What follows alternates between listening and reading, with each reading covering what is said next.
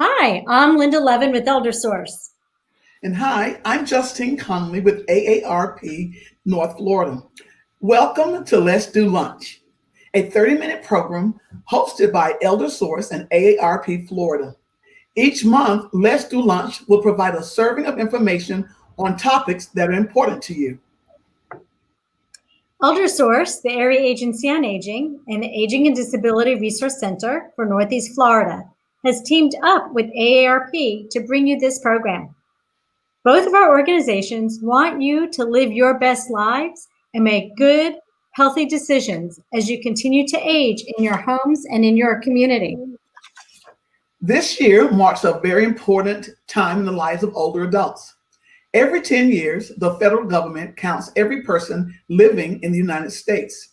The information collected from the census provides the basis for supporting important programs such as housing, home delivered meals, support to caregivers, transportation, and health care, just to name a few. The 2020 census happens to coincide with an important election year. Both of these events will have a significant impact on the lives of older adults. The goal for today's program is to show that you and your participation count in both of these important events. I am pleased to introduce our experts on both of these topics today. First, we have Dr. Stangelin Terry, who is the 2020 Census Coordinator with the Nonprofit Center of Northeast Florida. Next, we'll have Zane Smith, Associate Director of Advocacy for AARP. Let's begin with information on the census. Stan, hello and welcome. Hi, Linda. Thank you so much for the warm welcome. As was mentioned, my name is Dr. Stangelin Terry, and I'm the 2020 Census Coordinator with the Nonprofit Center of Northeast Florida. In that role, I participate in training for nonprofits on the 2020 census in partnership with the Florida Nonprofit Alliance. We work with nonprofits to help improve the response rate of hard-to-count populations. Those populations include groups such as families with children under the age of 5, immigrants and refugees, the LGBTQ individuals, persons without reliable internet service, and senior citizens. In that capacity, I work to educate individuals on how important it is to complete the census. Today, I want to share with you some specific reasons on why it's very important for you as a seasoned citizen to complete the census. I'm going to put up a graphic right now that shows some of the areas that are impacted by the census. More than 1/3 of Florida's general revenues come from federal aid. That's about $25.5 billion with a B, dollars in funding. We help to deliver a lot of mechanisms with that assistance, such as education, food and income security, healthcare, housing, transportation, and so much more. Duval residents could be denied the full funding they deserve and need. For every person we miss in the census, our community misses out on roughly $1,400 per person per year. And remember, the census comes around every 10 years. So that's a huge economic impact.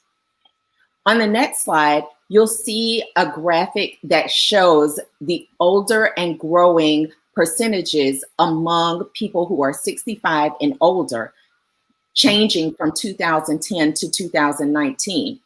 And down there, you'll see Florida. The deeper purple color shows how much of a change in that age range we're seeing over the last 10 years.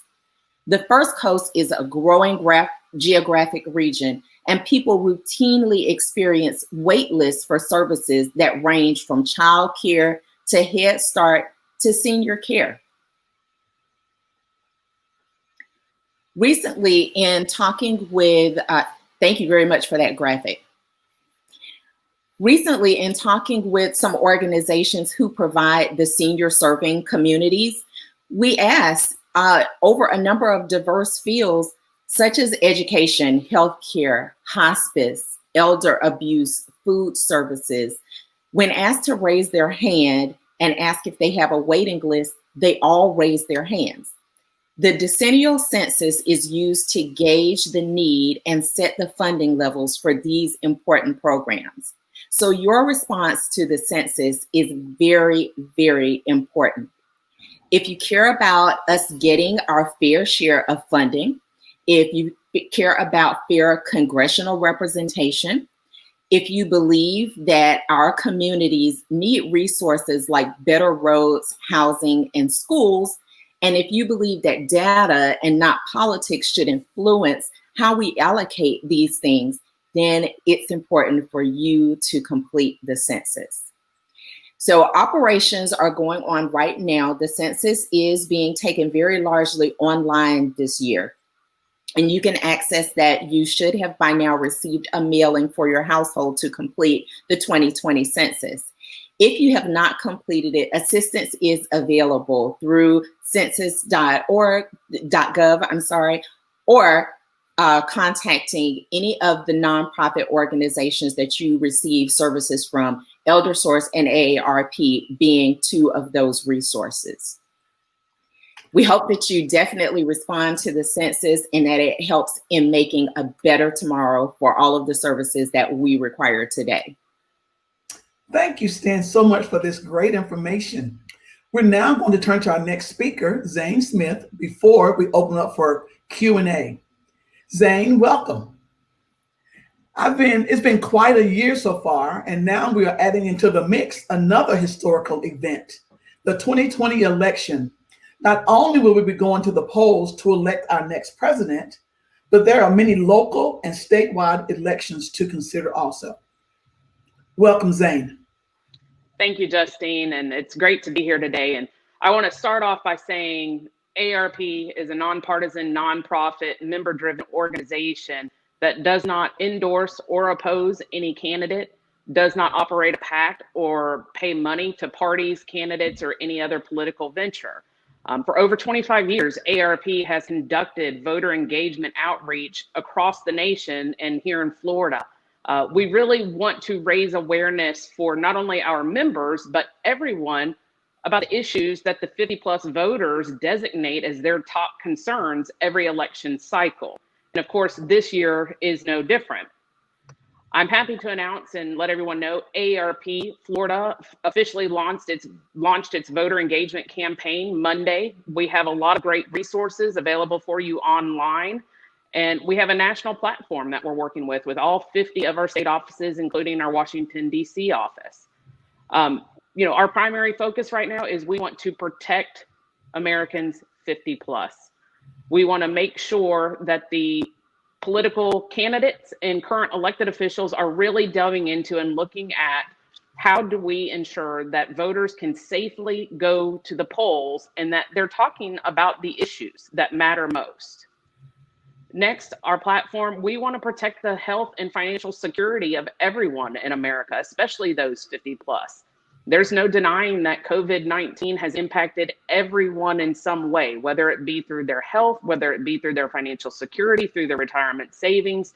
We want to make sure candidates across this country, from the highest office in the nation for president all the way down to local elected officials, are addressing the needs of their constituents. We also want to demand action be taken to ensure that voting is safe. I think right now we're seeing more than ever uncertainty and lack of clarity on how can voters vote and is it safe to go vote.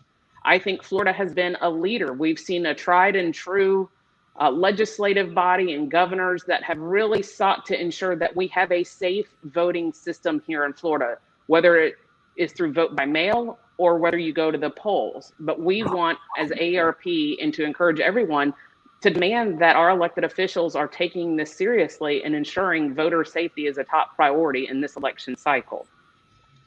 We also seek to engage every generation. Even though AARP is focused on the 50 plus, everything we fight for is also going to be for future generations to come.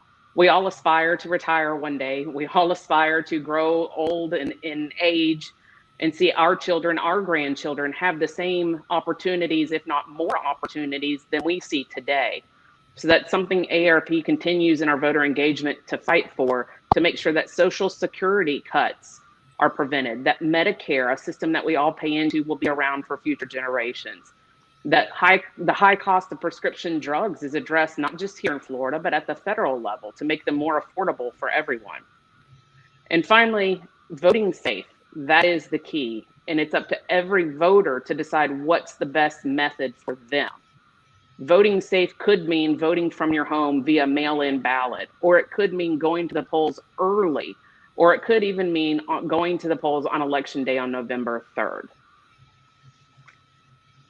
Now in Florida, we have a few key dates, and if Patty, you'll put up the slide related to Florida.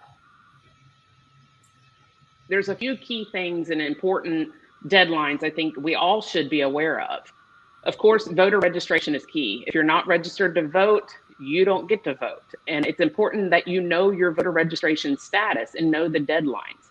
So here in Florida, if you are going to vote in the November 3rd general election, your deadline to register is October 5th. I know that seems like it's quite a ways away, but it'll sneak up on you. So I encourage you to make sure you're registered and that your information is updated. Now, there's two ways in which you can check to see what your voter registration status is and make sure all your information is updated to your latest home address. You can go to the Florida Secretary of State's website, or you can go to your local supervisor of elections website or office. You can contact either one and you can get immediate information about your registration status.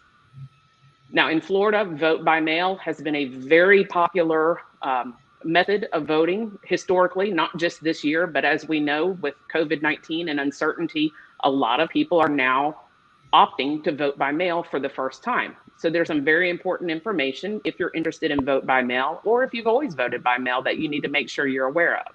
Of course, deadlines are key. In order to receive your ballot for the November 3rd election, you must request your ballot by October 24th. I'll say that one more time. Request your ballot by October 24th. If not, you'll have to go to the polls or go to early voting. It's important to know that if you decide to vote by mail, you must mail them back in and they must be received by the supervisor of election in your county by 7 p.m. on November 3rd. Now, a lot of the supervisors of elections that I've talked to are encouraging people to mail them at least a week in advance of November 3rd to make sure that there's plenty of time for the ballot to reach the proper location. Now, I know a lot of people are concerned. I mail in my ballot. How do I know it gets counted? How do I know it gets to the final destination that it's intended to get to? Well, there's a way that you're able to track your ballot once you mail it. There's two ways. You can go to the Supervisor of Elections website, which is registertovoteflorida.gov, or you can check with your local supervisor of election. They have ways in which you are able, the moment you drop it in the mailbox, to track your ballot to make sure it was not only received, but then accepted. Also, there's also the option of Election Day voting. I mean, we all take pride in our right and our privilege to vote.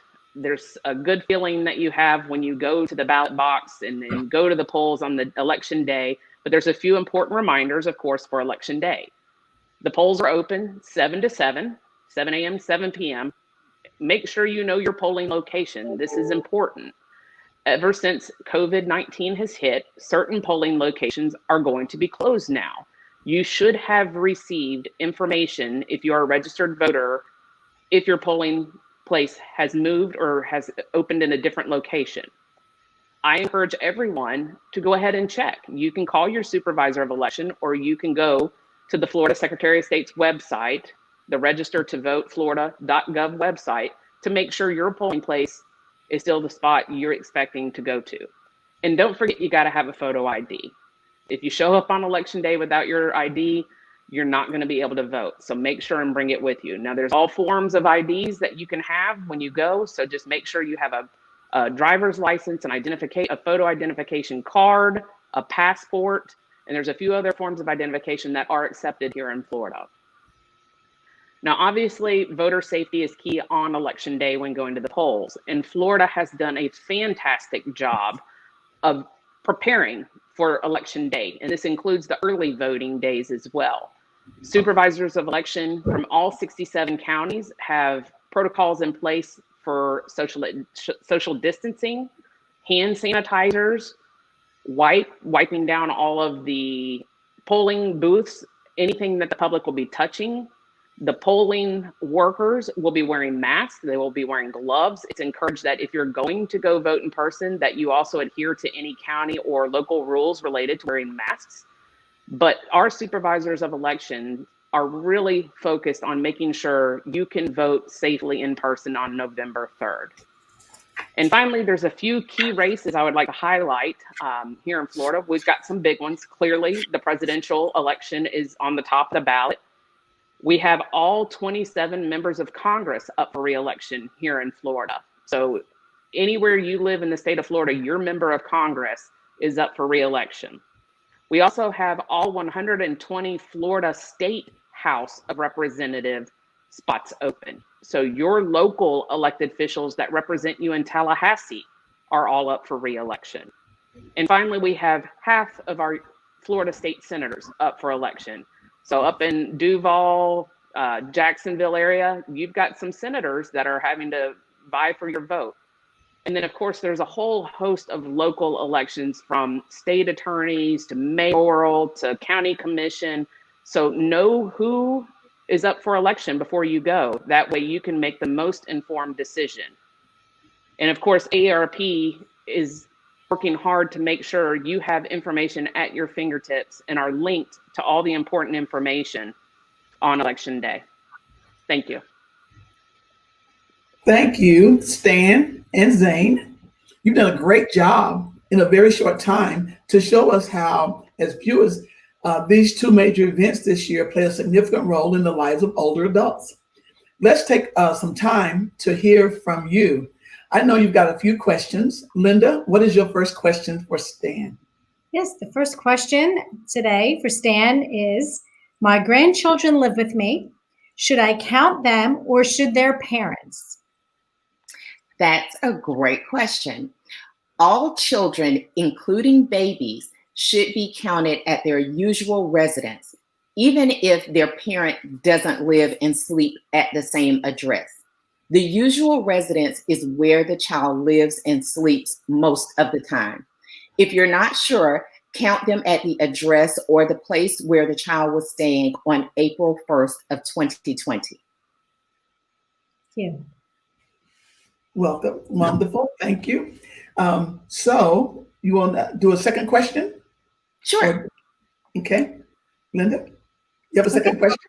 Sure. The second question for Stan is, I received 2 surveys. Should I only pick one to complete? That is also a great question. There is a lot of confusion around which surveys are going out. The 2020 census, the census is a survey that goes out every 10 years. There is a different survey called the American Community Survey that comes out each year to update information. Unlike the decennial census, the American Community Survey is an ongoing survey that only collects information from selected addresses. So everyone doesn't receive an ACS survey, but everyone should respond to the census. The American Community Survey asks questions that aren't on the census. This includes education, employment, and transportation. This survey is used to provide communities with up-to-date data every year. So if you receive 2, please respond to 2. So every household will receive the census. Not every household will receive the American Community Survey. But if you do receive it, it really is really good information that helps to inform your local community on the data in that community. Thank you, Stan, for answering those questions. Wow, that's a lot of good information. So now we'll turn to Zane. Again, very, very short time. Zane, there seems to be some confusion about the terms absentee ballot and vote by mail in Florida. Would you please clarify those terms for us, please? Sure. So I want to be as direct as possible in saying that there is no difference between the 2 terms here in Florida. different states have different types of rules and laws as it relates to their elections. So it may mean something different in another state, especially for people that have moved to Florida, and this might be their first election cycle to be a registered voter. In actuality, Florida removed the term absentee ballot or voting from the statutes in 2016 to try to avoid any type of confusion. So here in Florida, we strictly utilize a vote by mail system.